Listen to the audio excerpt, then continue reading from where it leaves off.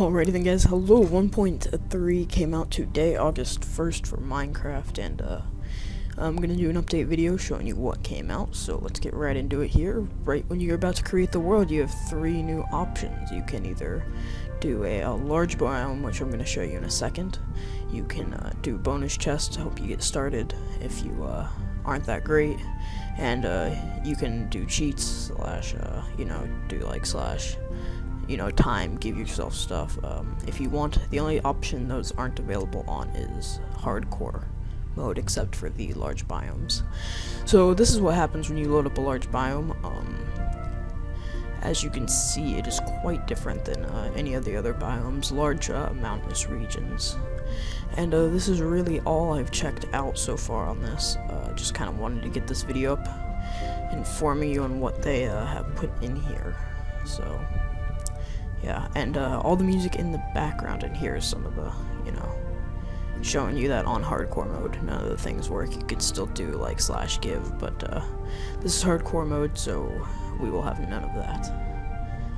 And so yeah, it's quite big of an area, and all the music you hear is from Trine, which is an absolutely fabulous indie game.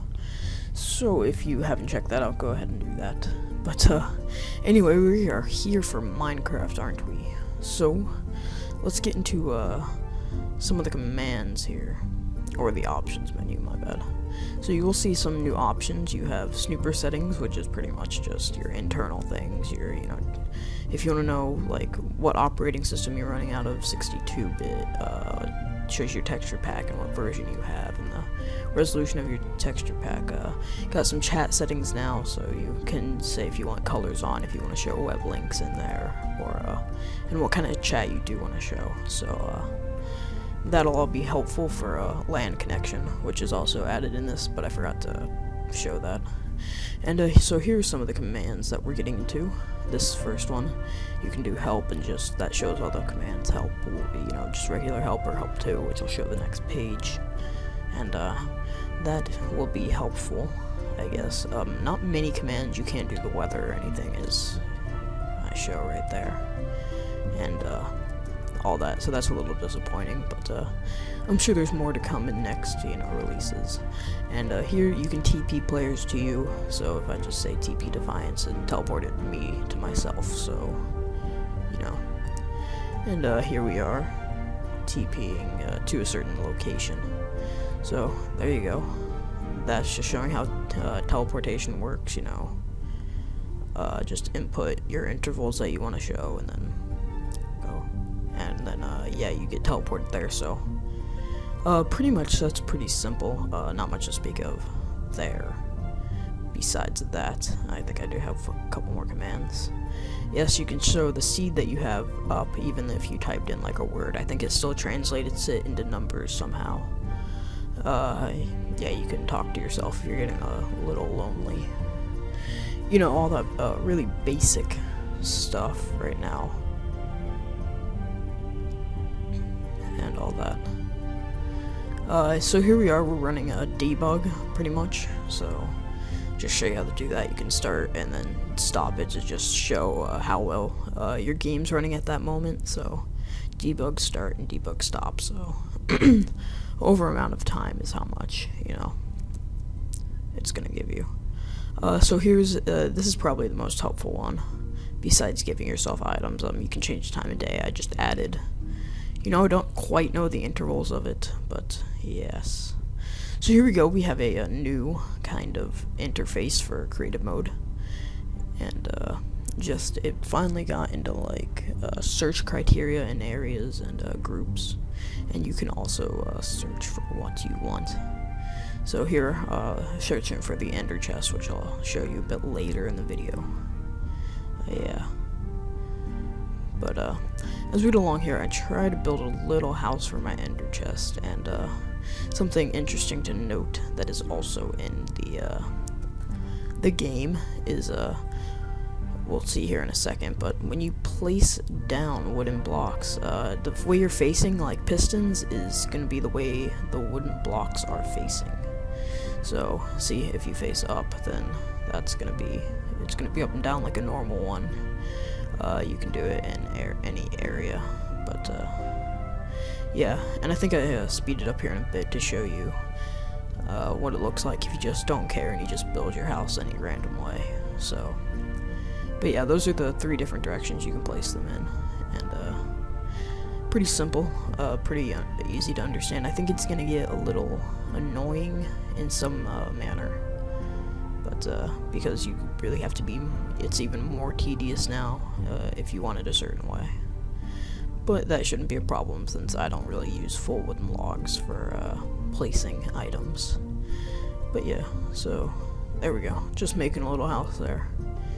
And not bad.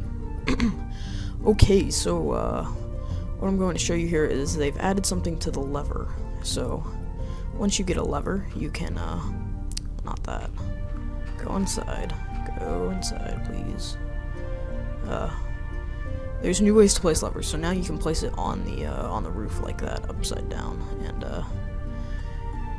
that is pretty much just something they added into the lever. Not too exciting, but you know.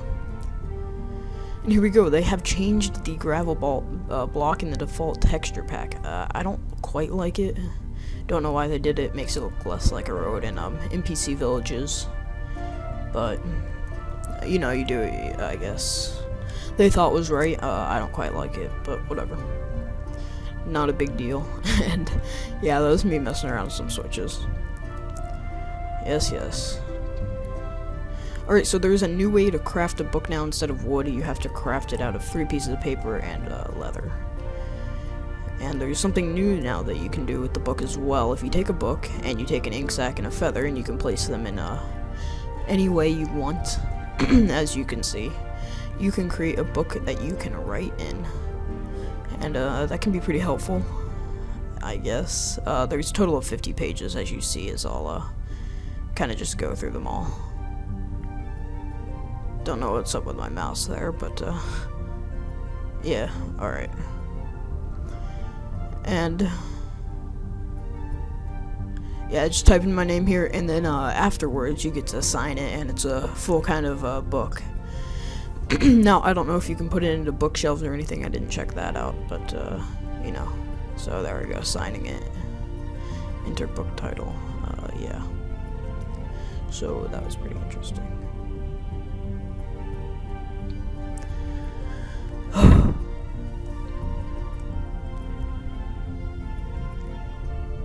Alright, now going into something I noticed and something they were going to put in is emeralds.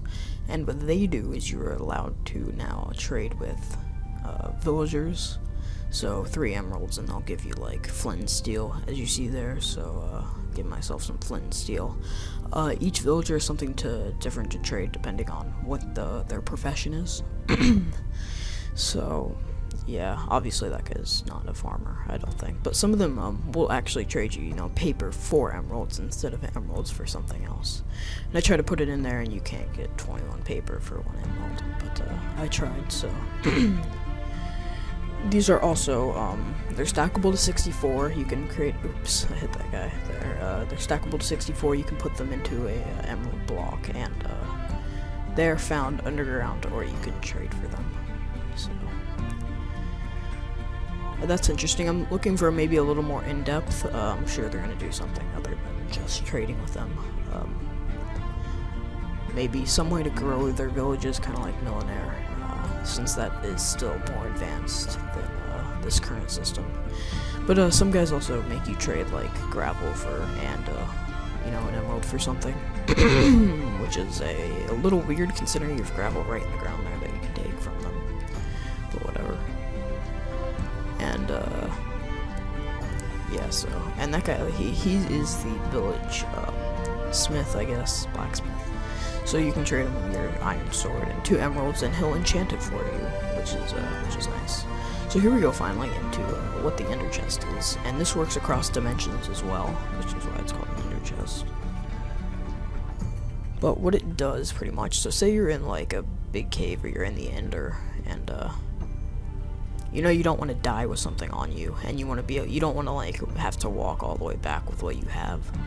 So you just, see how I'm deep in a cave, like I don't want to lose anything.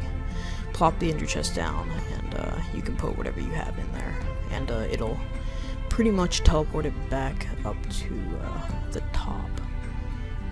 And I'll show you that in a second. But something I forgot to mention was tripwires. And tripwires you can place between any 2 points. They're pretty much virtually invisible unless you see the hitbox. And I guess that's gonna give a whole new way to grief people in survival multiplayer. So thank you for watching. Tune into my Minecraft Let's Play series. This has just been a 1.3 update. So thank you guys for watching, and yeah, tune in.